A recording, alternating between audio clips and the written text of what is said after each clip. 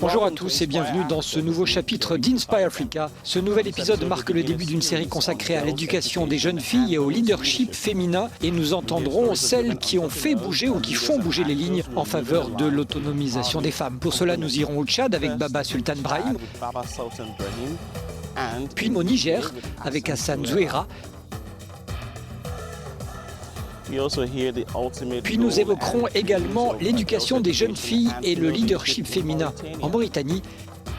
Et puis nous terminerons par le Bénin, où le microcrédit a permis à des femmes de changer de vie. Le programme a permis d'impacter plus de 100 000 bénéficiaires. Et la majorité, bien sûr, ce sont les femmes. This is Inspire Africa. Débutons par le Tchad.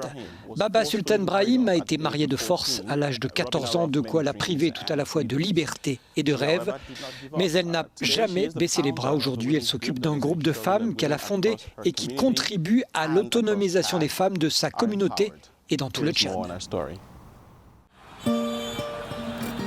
Avec 50% de la population composée de femmes, le Tchad fait face à de nombreuses problématiques liées au genre. Près de la moitié des 16 millions d'habitants vivent dans des zones rurales où la vie est souvent difficile pour les femmes et surtout pour les jeunes filles, dont l'âge du premier mariage est de 16 ans en moyenne. À Mani, localité située à environ 200 km de la capitale N'Djamena, Baba, une ancienne victime de mariage précoce, mène un combat pour rendre les femmes plus indépendantes. Le mariage précoce a des conséquences. La fille, si elle n'est pas mûre, après le mariage, il y aura quand même des grossesses. Et avec cette grossesse, qu'est-ce que la fille va devenir? Le projet SWED nous a beaucoup aidé pour l'autonomisation des femmes. Le projet SWED nous a doté d'un tracteur. Le projet SWED a formé nos filles qui conduisent maintenant le tracteur. Mis en place en 2015, le projet SWED aide notamment à encourager l'éducation des jeunes filles. Mais Baba a commencé son combat bien avant, il y a plus de 30 ans. Ce qui m'a amené à créer un groupement, c'est que j'ai été à Kara, dans un village voisin. Il y avait une Belge du nom Anita. Et j'ai dit, mais vous allez nous assister aussi à Mani, est-ce que ce sera possible? Et elle me dit, si vous allez vous former en groupement, il faut que les femmes se rassemblent. Quel est un objectif? Et je vais les assister. On a cultivé l'oignon. La première étape, on a trouvé 105 sacs d'oignons. Le poids des traditions est encore lourd, mais pour tenter de garantir l'égalité entre hommes et femmes, en 2015, le Tchad a voté une loi qui interdit le mariage des jeunes filles. Le Tchad a pris des dispositions pour éradiquer ces mauvaises pratiques, notamment la loi interdisant le mariage précoce. Le projet a réussi à faire changer le comportement des parents qui, non seulement envoient les enfants à l'école, les filles à l'école, mais les laissent fréquenter plus longtemps pour devenir elles aussi des responsables au Tchad. Même si les mentalités évoluent au Tchad, le chemin à parcourir pour l'indépendance des femmes est encore long, mais les personnes impliquées dans ce combat ne baissent pas les bras.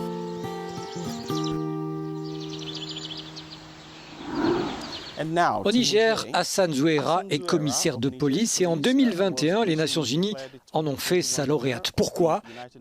Eh bien pour son engagement dans la lutte contre la violence sexiste et pour sa contribution à faire du Niger un endroit plus sûr pour les femmes et les jeunes filles.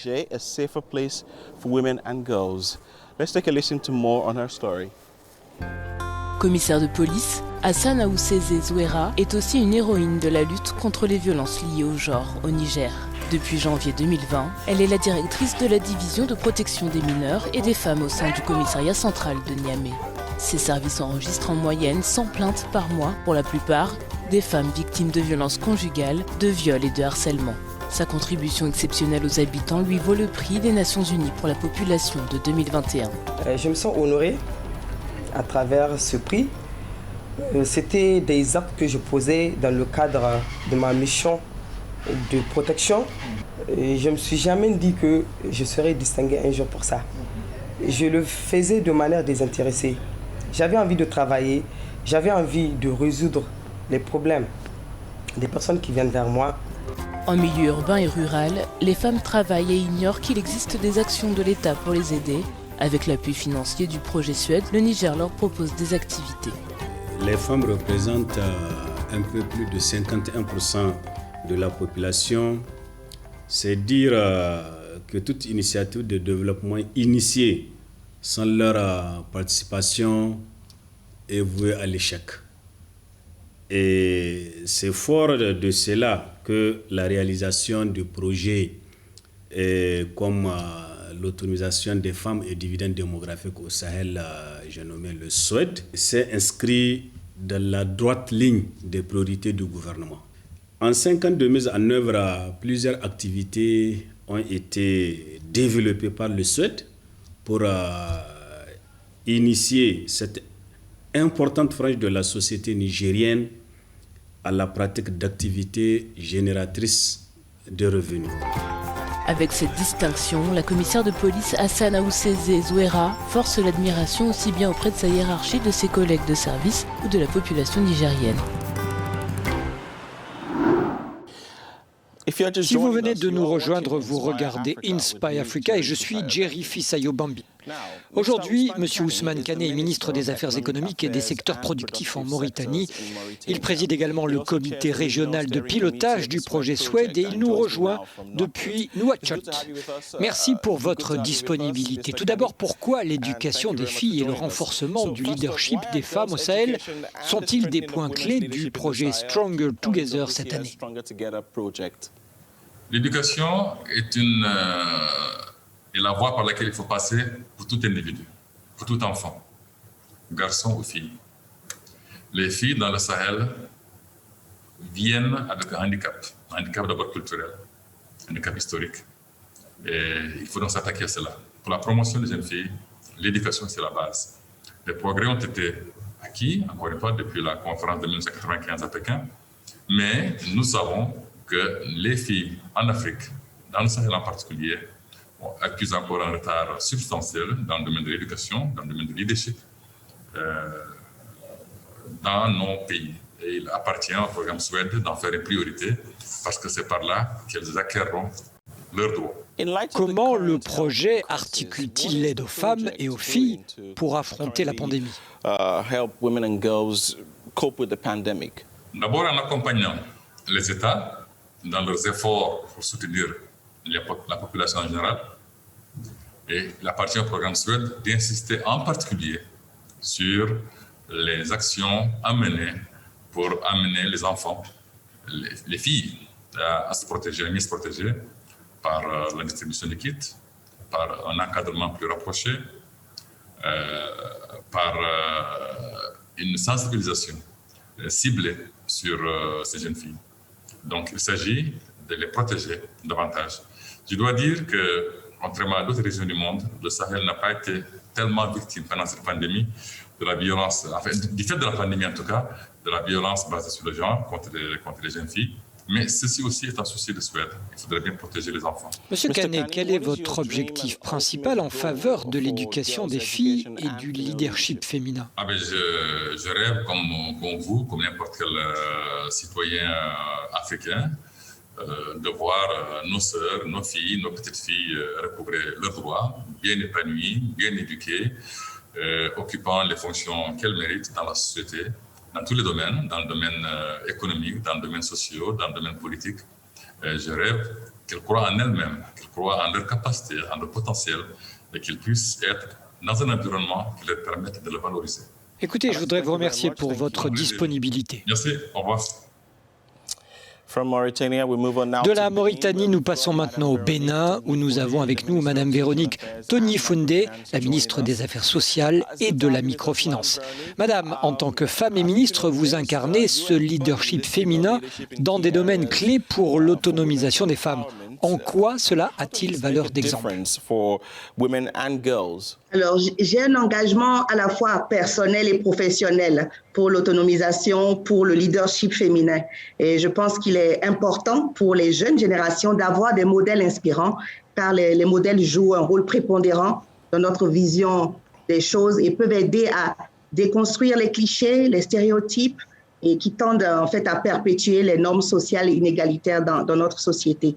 Et c'est d'ailleurs la raison pour laquelle j'ai très tôt déployé au sein de mon département ministériel la campagne Agbazaché, qui veut dire mon corps, je dois en prendre soin, qui permet de sillonner plusieurs établissements scolaires, d'aller à la rencontre des jeunes filles, des adolescentes pour dialoguer avec elles, pour les encourager en quelque sorte à développer l'estime d'elles-mêmes, à adopter des comportements responsables en identifiant les risques, à fuir les solutions de facilité qui sont éphémères et surtout à les exhorter à croire qu'elles ont toute la chance de réussir à force de travail et de détermination. Comment le microcrédit change-t-il la situation de la communauté et de la nation entière?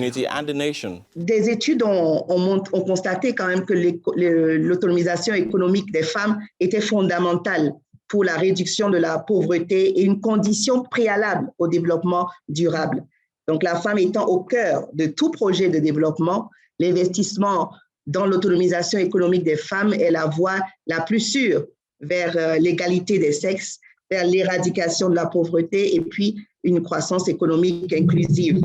Donc, le microcrédit est un crédit d'apprentissage, si on peut ainsi le dire, à l'autonomisation économique des couches défavorisées par le développement, justement, des activités génératrices de revenus. Et en renforçant les capacités financières des femmes et surtout leur inclusion financière, les microcrédits ont favorisé leur épanouissement personnel et accroître leur participation un peu à la vie sociale. Donc, une évaluation des anciens programmes a fait ressortir d'une manière générale que l'accès au crédit contribuait quand même à l'amélioration des conditions de vie des ménages en augmentant leurs sources de revenus. Peu d'argent, grand changement, c'est ainsi que se résume souvent la microfinance. Que faites-vous au Bénin pour faciliter l'accès des femmes au microcrédit ? Le gouvernement du Bénin a fait de la question de l'accès des femmes au microcrédit une véritable priorité.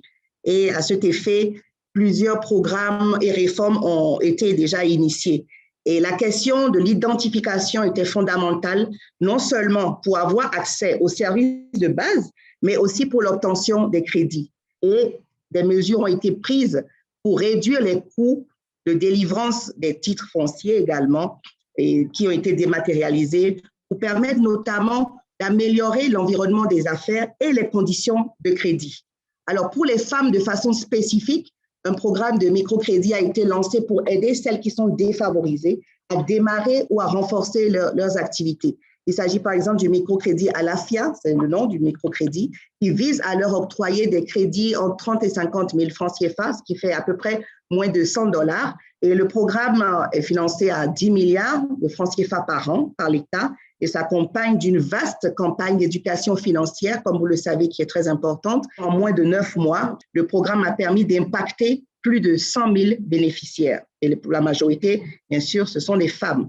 Donc, le même programme a permis de délivrer des documents d'identification biométrique à plus de 30 000 femmes pour leur permettre d'avoir accès à d'autres services essentiels par ailleurs. Madame, je tiens à vous remercier pour votre disponibilité. C'est moi qui vous remercie. Et voilà, c'est tout pour cet épisode spécial d'Inspire Africa. Pour en savoir plus, rendez-vous sur Inspire Africa dans la section programme sur africanews.com. Je suis Jerry Fisayo-Bambi et je vous laisse avec quelques-unes des images qui ont attiré notre attention sur les réseaux sociaux. À la prochaine. Comme on le voit sur At Everyday Africa, une femme arrosant son potager au Soudan du Sud. La star kenyane Lupita Nyong'o célèbre son Emmy Award pour soulever un livre émouvant sur le colorisme. Et enfin, nous trouvons ceci sur At OK Africa intitulé « En attente du week-end ».